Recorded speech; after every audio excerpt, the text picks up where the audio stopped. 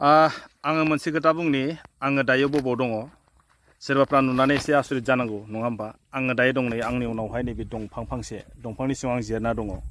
बेफोरबायदि सान्दुं गोसायाव सोरखौ मा बुंनो नङा होमबा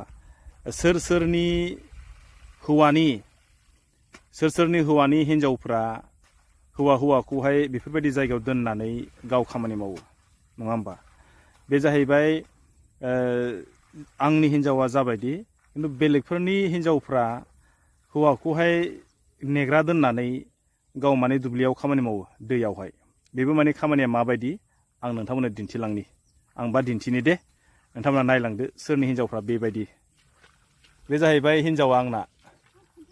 ना गुरदों माने आं जाहैबाय नेना थानांगौ जाहैबाय उफाय गैया दा मा खालामनो आङो ओंखायनो नों सोरनि हिन्जावफ्रा बिदि हौवाखौ नेहोनानै गाव ना गुरो